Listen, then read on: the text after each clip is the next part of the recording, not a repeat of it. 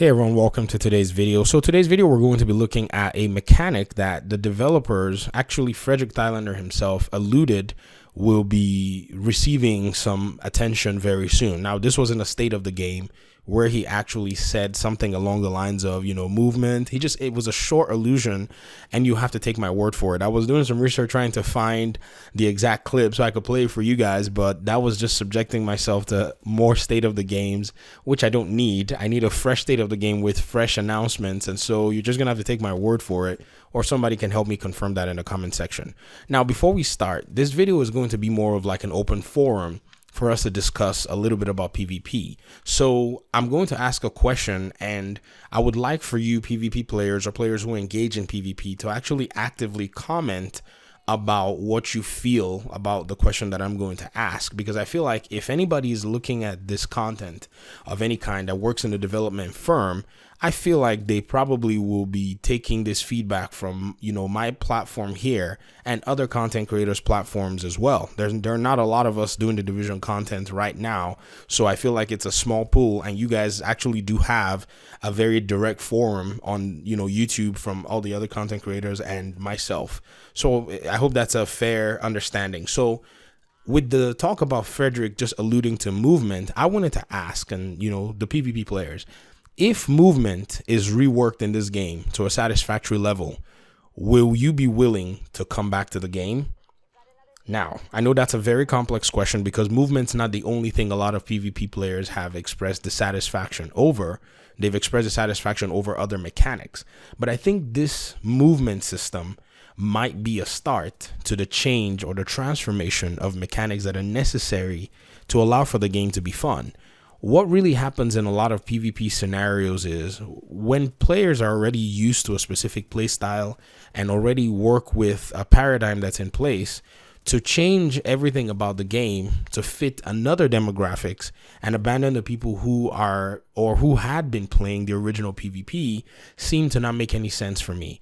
And I guess this brings me to a video that I was watching today that Kamikaze Von Doom actually made about the developers responding to questions, where he, kind of explained that this may be showing that there seems to be some tension, within the entire development of the game as to how PvP currently is right now. Because even Fredrik Thailander himself was actually speaking about how he felt that PvP in the game was currently in a dissatisfying state where people were not satisfied with it. And I think this, can be pointed at you can blame many things, but at this point, I don't think there's any reason blaming anything, or I don't think there's any point to blaming anything. I think instead, we just need to identify what the issues are and start pointing them out to the developers. So the comment section is open for us to start writing out what we think needs to be reworked.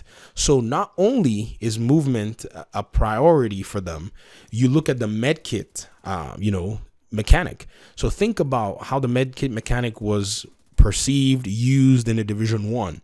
I don't think there was any abuse of that mechanic. That mechanic was in a very good place. You could pop your medkit, which followed the lore of the division. You're supposed to be an agent that's able to instantly heal yourself, if you understand what I mean. And so you put your medkit on, and you get a good burst of healing. The medkits could run out. It was not an infinite supply of medkits. You had a certain number of medkits that you could use.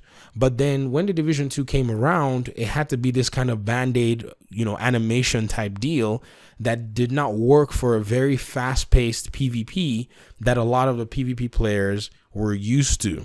So I guess the second question is, if the medkit system in the Division 2 PvP was changed or reworked to a satisfactory level, would you be willing to come back? ? So 2 questions now: movement, medkit system.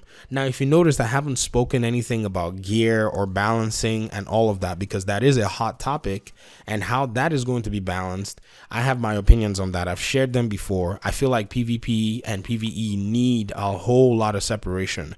They need to categorize what gear and what, assets can be used in both scenarios so that people understand, and they need to kind of also categorize how players interact with one another in the dark zone. Many people have suggested different things where, people have said, if you won't go in the dark zone, if you don't want to PvP, You can flag non-PvP and nothing, players can't touch you, they can't do anything, you know, to you. You just keep going on your own. And you can flag PvP that way. If you're in the dark zone and you're encountering PvE you know, events or PvE aspects of the game, you can use specific gear to do that, while people who are in PvP can use specific gear to do that as well. But hey, that's a whole nother talk. That's a whole nother topic. Let's stick with the current systems that we're talking about currently here on this video, because clearly from the video that I saw today, and I'm going to leave the link for you guys in the comment section, that Kamikaze Von Doom did, and the tweets that are out there show that maybe there are some hard discussions going on in the Division development, because with the way the development of the game has gone, with the numerous teams that have been working on it, it seems like there's a little bit of, you know, red tape that has to be crossed a lot of times before things can be done.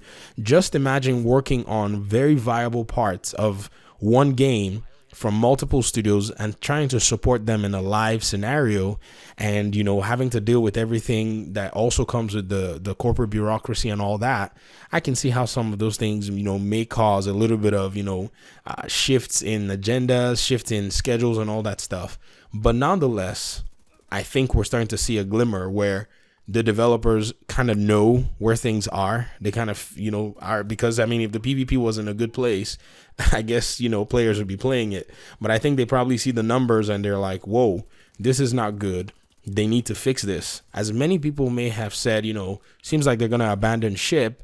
I don't think Ubisoft can do that. They can't afford to do that. If they did that, then they're going to be in a lot of trouble, because we are massive, you know, more recent customers than anybody else. And if they cannot at least work with their customers to restore the ongoing project that they have in front of them, which is a Division 2, then it's going to be very difficult for them to move this community to other projects out there. So that's one of the reasons I'm making this video. I want to read your comments. I feel like there are people probably reading our comments, watching our videos, that are maybe in the development or decision-making process. And who knows, these opinions might be something that will be taken into account, even though we don't feel like our, you know, a lot of our suggestions are being taken into account.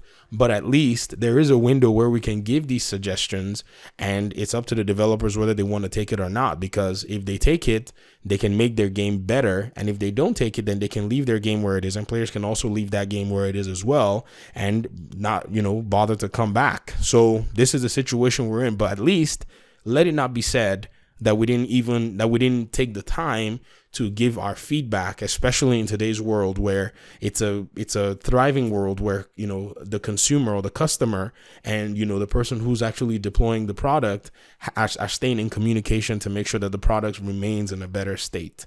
So that's all I have for today. Thank you very much for your time and audience. I appreciate you guys so much. Thank you so much for watching these videos. Thank you so much for participating. For those of you who subbed to my second channel, I really appreciate you guys a lot. You didn't have to, but you went ahead and did that. And so that's a very huge encouragement. And so that's it for me today. I'll see you guys in my next video. Peace.